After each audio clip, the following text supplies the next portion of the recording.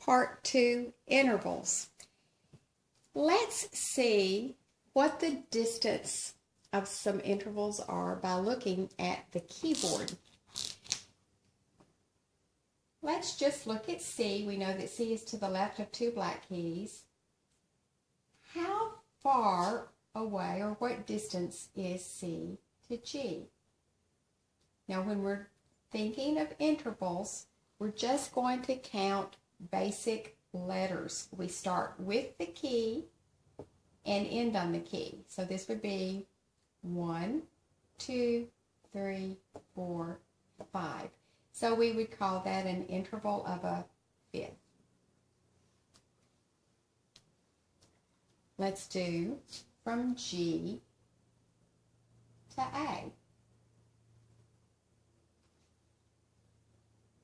Start with the key, 1, 2. So this would be a second, the distance of a second. Let's start with C and go to E flat. How many letters away to get to E flat? C, D, E flat. This would be a third.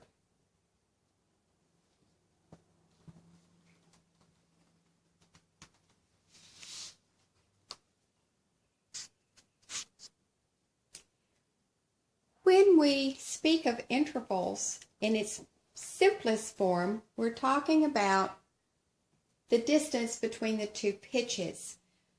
But as we move into our lesson about intervals, we also need to know that there are some other categories for these intervals.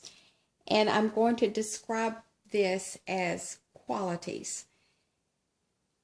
So just stick with me a little bit, and we're going to give some definitions, and we're going to describe what groups we're going to place intervals in by using the major scale.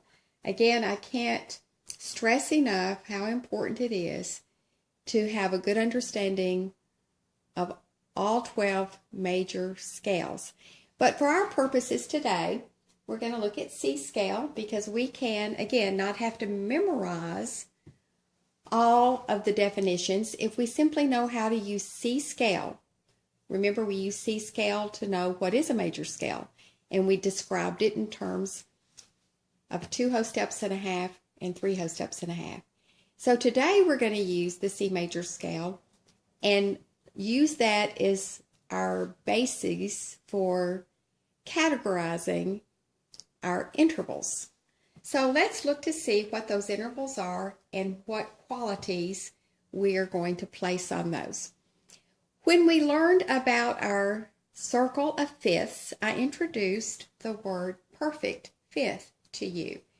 So I want to start there. From C to G is what interval? 1, 2, 3, 4, 5. Perfect. Perfect fifth.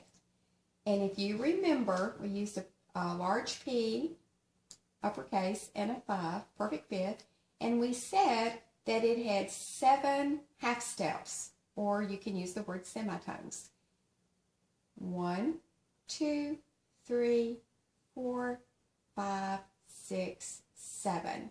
So when there is a distance of a perfect fifth, you will have 7 semitones or 7 half steps.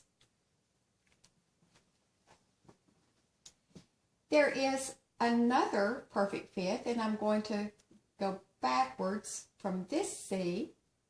1, 2, 3, 4, 5.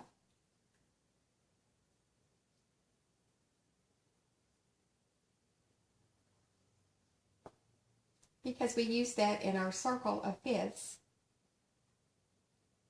So this is a very important note as well.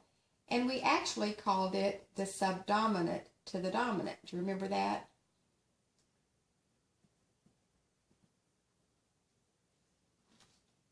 So when I'm looking backwards from C to F, that's a perfect fifth.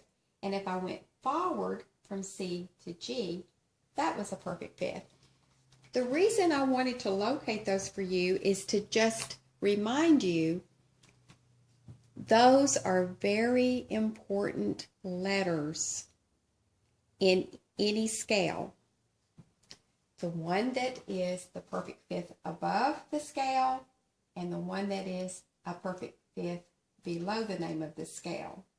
Now that we know that those are very important, let's go back and see what the intervals are.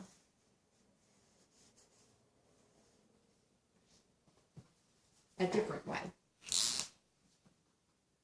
When I'm on the lowest tone of the scale, the C, the tonic, and I go from C to F, what interval is it? 1, 2, 3, 4. It is a fourth. But if it is a fourth, it is a perfect fourth. That's what it's called.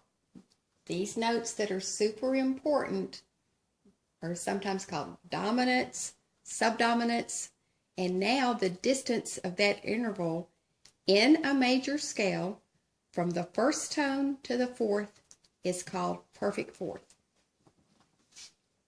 And then we already said that from C to G is a perfect fifth. Perfect fifth. Now, our next video, we will find out what the other intervals are in a major scale.